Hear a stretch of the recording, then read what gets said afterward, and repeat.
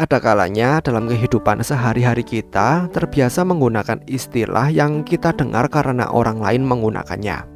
Tapi percaya atau tidak, terkadang sesuatu yang tampak polos dan pada dasarnya berarti baik sebenarnya memiliki asal-usul dan alasan yang tidak baik. Apakah kalian telah menggunakan 5 istilah ini dalam hidup kalian? Apakah kalian menyadari jika apa yang kalian katakan sebenarnya memiliki sejarah buruk tentang bagaimana kalimat itu dibuat? Check this out.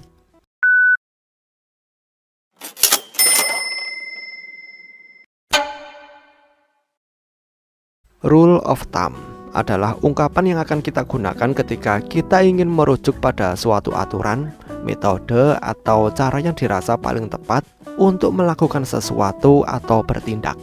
Tapi dari mana ungkapan ini berasal?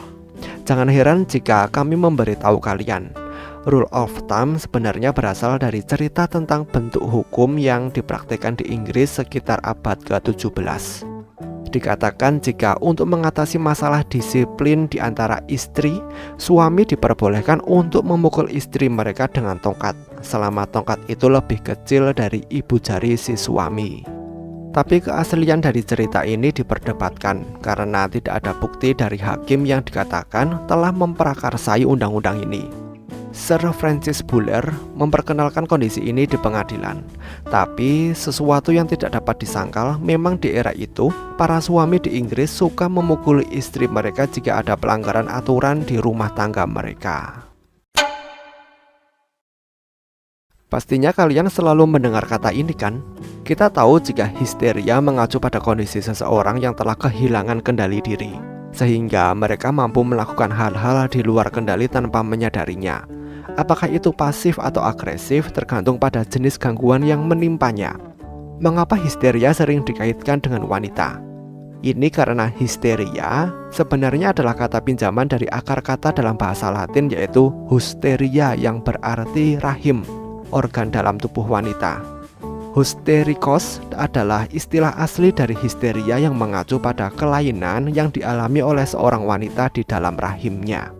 Pada zaman dulu, ketika wanita sering dianggap kurang stabil secara pikiran dan emosinya sering terganggu, masyarakat kuno menggambarkan penyebab wanita seperti itu karena rahimnya mengalami kelainan. Itu sebabnya kami menyebutnya histeria. Apakah kalian memiliki anak kecil? Jika ada, anak kalian pasti atau mungkin pernah mendengar lagu anak-anak yang menggunakan kalimat ini mini minimu. Oke, liriknya kayak gini, ini mini minimu. Sejarah di balik ungkapan ini sebenarnya membawa sentimen rasis yang jelas dan nyata. Ungkapan lagu itu sekarang berbunyi, ini mini minimu catch a tiger by the toe.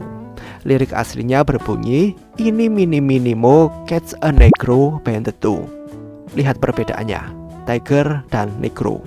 Lagu ini terinspirasi dari cara menghitung masuknya budak yang melibatkan individu dari benua Afrika yang berhasil diselundupkan ke Amerika Serikat. Tapi baru pada awal abad ke-20 penggunaan kata negro diubah menjadi tiger, yang membuat lagu ini menjadi sangat absurd. Apakah kalian suka merayakan sesuatu dengan meneriakan hip hip hore? Hip hip hore gitu maksudnya. Asal-usul ungkapan ini sebenarnya berasal dari gerakan membunuh kaum Yahudi yang terjadi di Jerman pada tahun 1819. Gerakan itu disebut kerusuhan hip hip. Dinamakan demikian karena para petani Jerman suka menyebut ternak mereka sebagai hip hip. Kerusuhan dan pembunuhan tersebut diprakarsai oleh masyarakat Jerman setelah keprihatinan mereka terhadap pengaruh Yahudi yang dikhawatirkan akan mendominasi perekonomian negara Jerman.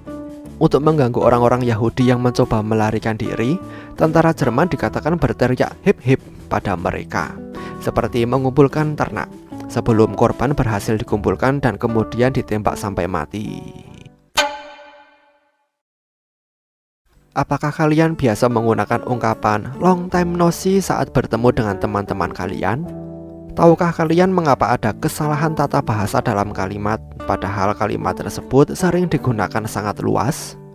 Ada dua cerita yang dikatakan sebagai asal mula ungkapan ini, dan keduanya melibatkan masalah rasial. Konon, kesalahan tata bahasa dalam frasa tersebut sengaja dipertahankan oleh masyarakat barat untuk mengejek kemampuan orang Tionghoa atau Indian Amerika dalam berbahasa Inggris. Penggunaan frase ini dibuat dalam sebuah cerita yang ditulis oleh William F. Dranan. Dia menceritakan pertemuannya dengan seorang pria asli Amerika dan tegurannya yang mencoba menggunakan bahasa Inggris. Dalam cerita lain, seorang anggota Angkatan Laut Amerika Serikat yang ditempatkan di Asia dikatakan sering menggunakan dialek orang-orang Cina yang mencoba berbicara bahasa Inggris. Referensi paling awal untuk kesalahan tata bahasa berasal dari surat yang diterbitkan di majalah bulanan Angkatan Laut AS, yaitu Our Navy, The Scholar Publication Navy edisi ke-13. Bagaimana pendapat kalian? Sampaikan pendapat kalian di kolom komentar. Jika kalian menyukai video ini, silahkan tinggalkan like. Terima kasih telah menonton video ini dan sampai jumpa di next video.